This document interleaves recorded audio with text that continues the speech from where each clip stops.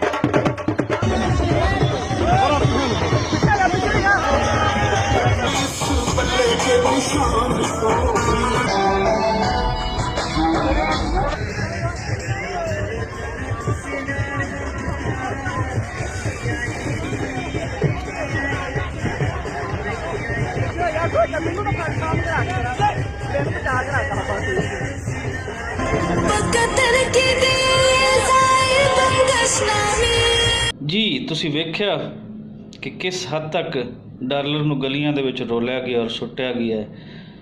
ਜੇ ਇਹੀ ਹੱਲ ਹੈ ਡਾਲਰ ਨੂੰ ਥੱਲੇ ਲਿਆਉਣ ਦਾ, ਤੇ ਫਿਰ ਜਿਹਦੇ ਕੋਲ ਡਾਲਰ ਪੈਣ ਉਹ ਇੰਝ ਸੁੱਟ ਦਿਓ। ਹੁਣ ਇੱਕ ਛੋਟੀ ਜਿਹੀ ਗੱਲ ਕਿ ਜੇ ਡਾਲਰ ਇੰਝ ਥੱਲੇ ਆ ਸਕਦਾ ਹੈ, ਤੇ ਫਿਰ PTI ਨੂੰ ਜਿਹੜੇ ਤਬਦੀਲੀ ਦੇ ਉਹਨਾਂ ਨੇ ਪਹਿਲੇ ਨਾਅਰੇ ਮਾਰੇ ਸੀ ਉਹ ਕਿੱਥੇ ਗਏ? ਜਿਹੜੀ ਇਕਤਸਾਦੀ ਪੋਜੀਸ਼ਨ ਪਾਕਿਸਤਾਨ ਦੀ ਬਿਹਤਰ ਕਰਨੀ ਸੀ, ਇਕਤਸਾਦੀ ਹਾਲਤ ਬਿਹਤਰ ਕਰਨੀ ਸੀ, ਉਹ ਕਿੱਥੇ ਨਾਅਰੇ ਗਏ? ਇਹ ਤਾਂ ਸਾਰਾ ਕੁਝ ਪਹਿਲੇ ਵੀ ਹੁੰਦਾ ਹੈ, ਇਹ ਤਾਂ ਸਾਰਾ ਕੁਝ ਹੁਣ ਵੀ ਹੋ ਰਹੀ ਹੈ। ਫਿਰ ਨਾਲ ਨਾਅਰੇ ਤਬਦੀਲੀ ਦੇ ਅਤੇ ਨਾਲ ਡਾਲਰਾਂ ਦੀ ਇਸ ਤਰੀਕੇ ਦੇ ਨਾਲ ਬੇਕਦਰੀ ਕਰਨ ਦੀ ਜਿਹੜੀ ਸੋਚ ਹੈ, ਇਹਨੂੰ ਕਿੱਥੇ ਹਜ਼ਮ ਕਰ ਸਕਦੇ ਹਾਂ? ਇਹ ਜ਼ਰਾ ਸੋਚੋ ਤਾਂ ਸਹੀ।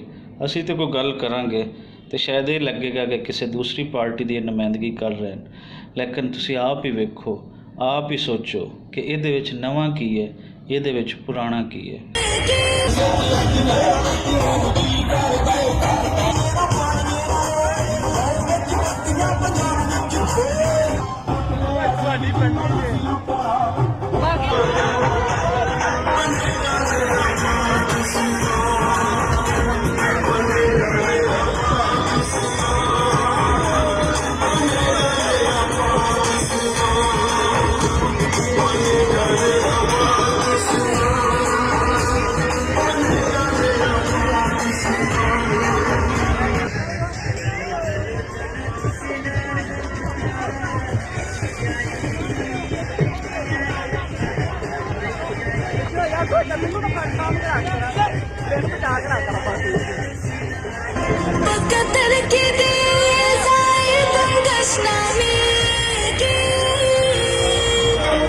ਤੇ ਅਖੀਰ ਤੇ ਹੁਣ ਅਸੀਂ ਡਾਕਟਰ ਸਾਹਿਬ ਨੂੰ ਮੁਬਾਰਕਬਾਦ ਦਿੰਦੇ ਹਾਂ ਕਿ ਡਾਕਟਰ ਸਾਹਿਬ ਨੇ ਆਪਣੇ ਹਲਕੇ ਦੇ ਵਿੱਚ ਪੜ੍ਹੇ ਲਿਖੇ ਲੋਕਾਂ ਨੂੰ ਅੱਗੇ ਲਿਆ ਕੇ ਤੇ ਡਾਲਰ ਦੀ ਜੋ ਬੇਕਦਰੀ ਕਰਾਈ ਹੈ ਉਹਦੇ ਤੋਂ ਯਕੀਨਨ ਮੁਬਾਰਕਬਾਦ ਦੇ ਮੁਸਤਹਿਕ ਹਨ। ਔਰ ਇਹ ਖਿਆਲ ਕੀਤਾ ਜਾਂਦਾ ਹੈ ਕਿ ਅੱਗੇ ਤੋਂ ਵੀ ਉਹ ਇਹ ਕੰਮ ਇੰਜ ਹੀ ਕਰਾਉਣਗੇ। ਰਹੀ ਗੱਲ ਟੂਰਿਜ਼ਮ ਦੀ, ਤੇ ਟੂਰਿਜ਼ਮ ਤੇ ਇਸ ਵੀਡੀਓ ਤੋਂ ਬਾਅਦ ਪੂਰੀ ਦੁਨੀਆ ਦਾ ਦਿਲ ਕਰੇਗਾ ਕਿ ਇੱਥੇ ਜਾ ਕੇ ਉਹਨਾਂ ਲੋਕਾਂ ਨੂੰ ਦੇਖਣ ਜਿਨ੍ਹਾਂ ਨੇ ਇਤਨੇ ਡਾਲਰ ਸੁੱਟੇ।